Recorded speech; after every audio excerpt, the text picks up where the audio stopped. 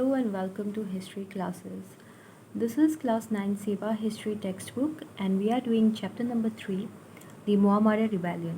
आज हम लोग पढ़ेंगे topic occupation of Guwahati.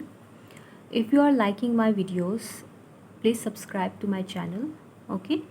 And you can also like and share it. Let us begin. Occupation of Guwahati. So Ahom monarchy बहुत weak हो चुकी थी due to the Mohammedan rebellion.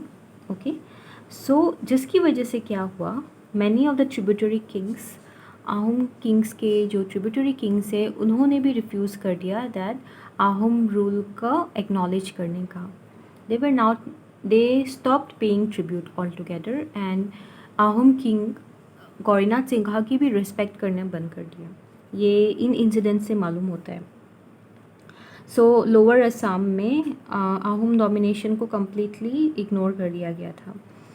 तो दरंग राजा कृष्ण नारायण और हरदत्त चौधरी ऑफ नॉर्थ कामरूप ने रिवॉल्ट कर दिया था, और जिसकी वजह से गौरीनाथ सिंघा वहाँ से भी चले गए और नौगांव में उन्होंने रेफ्यूजी लिया या फिर आश्रय लिया.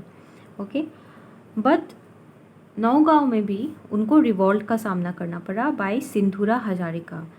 सो उन्होंने भी रिस्पेक्ट नहीं दी सिंधुरा हजारिका ने. गौरीनाथ सिंघा को भागना पड़ा और फिर वो भागकर आ गए गुवाहाटी.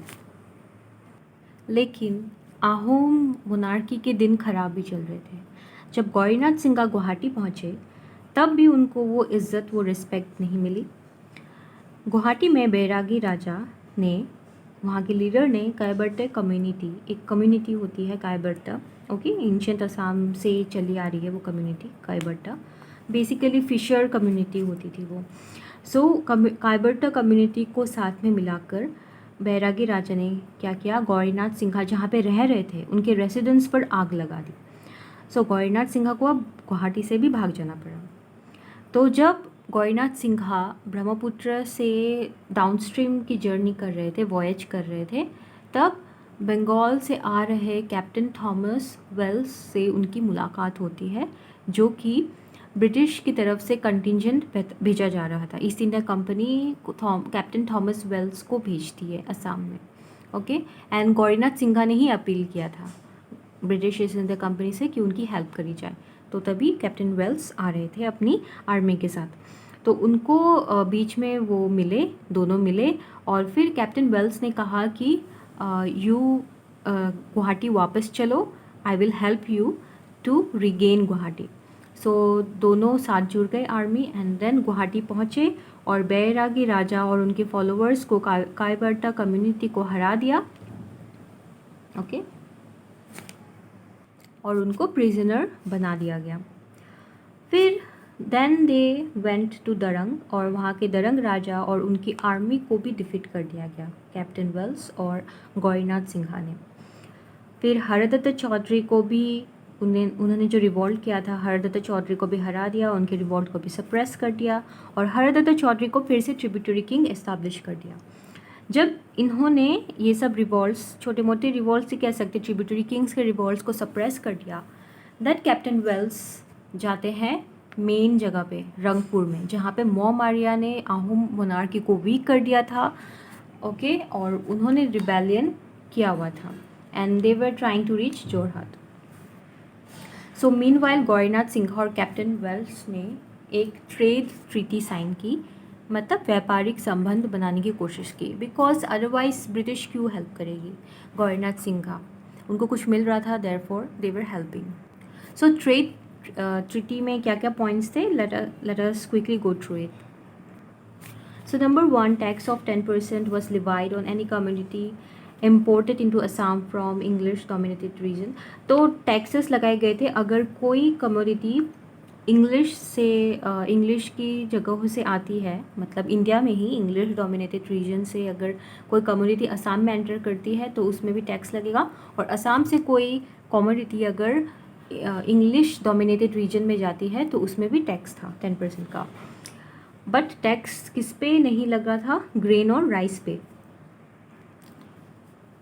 4th पॉइंट देखो, दैट 2 कस्टम ऑफिसर्स, तो टैक्स कहाँ पे कलेक्ट किए जाएंगे, 2 कस्टम ऑफिसर्स बनाए गए थे, एक गुवाहाटी में और एक कंधार में. for the collection of import and export duties. Okay, duties were nothing but these two. Okay, so दो कस्टम ऑफिसर्स बना दिए गए थे जहाँ पे ये टैक्सेस कलेक्ट किए जाएंगे.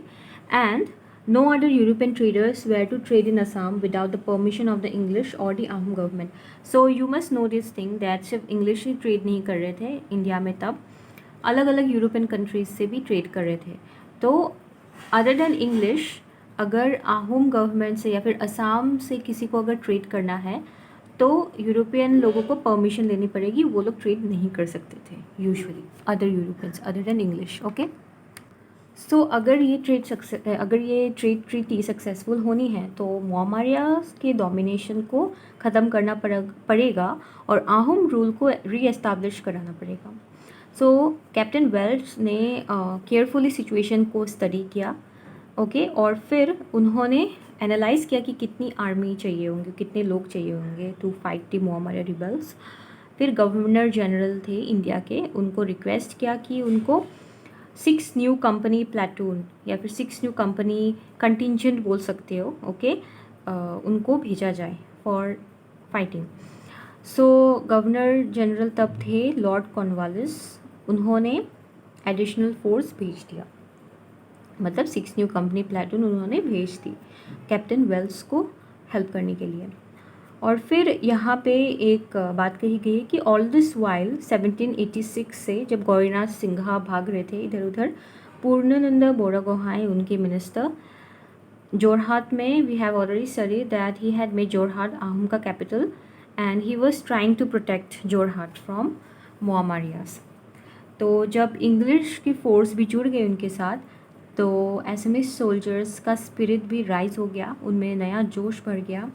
और फिर एसएमएस सोल्जर्स और इंग्लिश फोर्स जो दोनों ने मिलकर मोहम्मदियास को रंगपुर से भगा दिया. Okay, they defeated Mohammadias. और फिर large number of Mohammadias were even killed. और उनके लीडर, मोहम्मदिया के लीडर राजा भरत सिंघा, उनको भी बहुत ही बुरी तरीके से चोट लगी, but he managed to escape alive and thereby Rangpur was totally freed from the clutches of the Mohammedan rebels.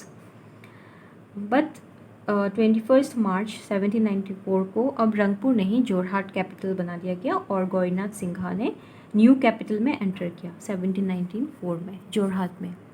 इसी बीच क्या होता है दैट लॉर्ड कॉर्नवालिस के सक्सेसर आ जाते हैं जो कि होते हैं sir John Shore as governor general of India. उनकी पॉलिसी चेंज होती है. ओके, तो उन्होंने पॉलिसी क्या अडॉप्ट की, नई पॉलिसी अडॉप्ट की थी जिनका नाम था policy of non intervention. Okay, ये एग्ज़ाम्स में अक्सर पूछा जाता है and it is good to remember this. तो पॉलिसी ऑफ नॉन इंटरवेंशन में क्या था, ओवरऑल पॉलिसी, तो इसमें था दैट भारत में जितने भी राज्य हैं जो ब्रिटिश के अंदर नहीं है, मतलब नॉमिनली ब्रिटिश के अंदर है, किंग्स या फिर किंगडम, उनके अफेयर्स में, इंटरनल अफेयर्स में britishers will not intervene. They will neither help them, they will neither try to acquire those kingdom. So ये था पॉलिसी ऑफ नॉन इंटरवेंशन. तो जॉन शोर जैसे ही आए तो ये पॉलिसी लागू हो गई और देयरफॉर कैप्टन वेल्स जो कि और रुकते असम में, ओके, तो उनको वापस बुला लिया गया बाय जॉन शोर.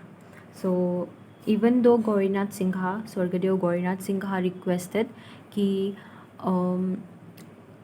जो इंग्लिश फोर्स है वो कुछ दिन और रहे ताकि कम्प्लीटली, अभी भी डेंजर था उनको, रिबेलियन की फिर से जाग जाए. तो they requested the army to stay, but ऐसा नहीं हो पाया because the new governor general had already ordered them to return. तो कैप्टन वेल्स चले गए. तो जुलाई 1794 में Welsh arrived at Goalpara with his soldiers. तो जोरहाट या फिर रंगपुर से कैप्टन वेल्स की आर्मी ग्वालपारा तक पहुंच गई.